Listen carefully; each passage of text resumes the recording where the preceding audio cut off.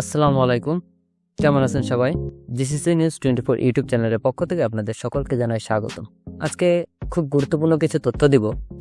আমাদের প্রবাসী ভাইদের জন্য এই তথ্যগুলো খুবই গুরুত্বপূর্ণ, তাই আপনারা শেয়ার করবেন।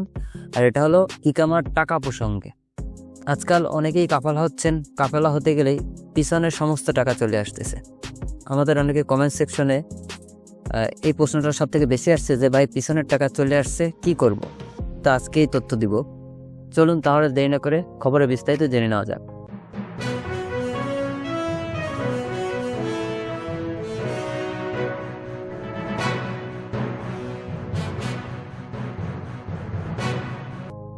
পিছনের টাকা কাদের কোন কারণে আসতে পারে, এতে আপনি কিছুটা হলেও নিশ্চিত হতে পারবেন যে আপনার আসবে কি আসবে না, এবং আপনার সিদ্ধান্ত নিতে আপনার সুবিধা হবে। অন্যথায় আপনি যদি কাফালা হয়ে যান কিন্তু কপিল আপনাকে গলায় পাড়া দিয়ে আপনার টাকাগুলো উদ্ধার করতে পারে।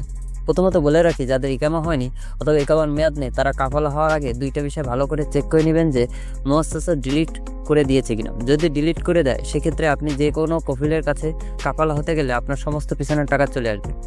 যদি আপনার 1 বছরে এক্সপায়ার হয় তাহলে 9,600 রিয়াল আসবে, 2 বছর এক্সপায়ার হলে আপনার 19,200 রিয়াল আসবে, 3 বছরে এক্সপায়ার হলে আপনার 29,400 রিয়াল আসবে, কারণ আপনার মুআসসাসা অলরেডি বন্ধ হয়ে গিয়েছে।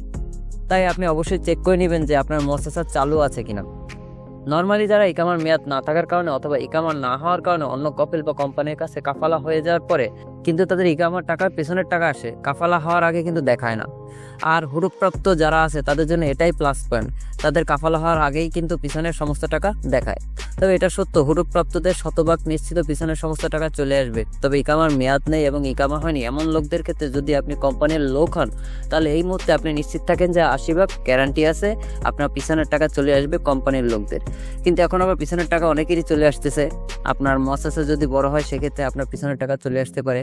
শুধুমাত্র ছোট মুআসসাসা কর্মী যারা আছেন যাদের এখনো আশা চলমান আছে, অন দ্য জব দেখাচ্ছে, তাহলে আপনি বুঝবেন যে আপনার মুআসসাসা বন্ধ হয়নি। আপনার কাফালা হলে আপনি পিছনের টাকা আপনার কপিলের উপরে যাবে। আপনি নতুন কপিলের কাছে শুধুমাত্র রানিং বছরের টাকা দিয়ে কাফালা হতে পারবেন। আর যদি মুআসসাসা বন্ধ হয়ে যায় তাহলে তো ডিলেট হয়ে গিয়েছে, তাহলে মুক্তবল আমেল টাকাটা আপনার উপর দিয়ে দেবে, কারণ আপনি যে প্রতিষ্ঠানে ছিলেন সেই প্রতিষ্ঠান বন্ধ হয়ে গিয়েছে। এই কারণে কপিল চাইলেই কিন্তু আপনার পিছনের টাকা না দিয়ে আপনার এই কাজটা করতে পারবে। তারপরে কপিল সেটা করবে না, কারণ এত টাকার দায়ভার সে মাথার উপর নিয়ে নিশ্চয়ই আপনার ইকামা করতে চায় না। তবে অনেকে চুক্তিভিত্তিক ইকামা করতেছে বর্তমানে। যে কোনো একটি প্রতিষ্ঠানের সাথে এগ্রিমেন্ট করে আমার কত আসছে আমি জানি না, আমি তোমাকে এত দিব, তুমি আমার কাফালা করবা। এক্ষেত্রে 13-14 হাজার রিয়ালের মধ্যে অনেকেই কাফালা হচ্ছে। এই হলো বিষয়।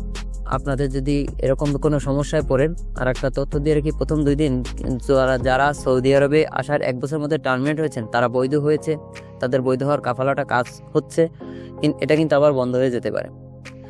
তো খবরটি আমাদের সৌদি প্রবাসীদের জন্য খুবই গুরুত্বপূর্ণ, তাই আপনার যদি ভালো লেগে থাকে তাহলে অবশ্যই শেয়ার করবেন। সবাই ভালো থাকবেন, সুস্থ থাকবেন। আল্লাহ হাফেজ।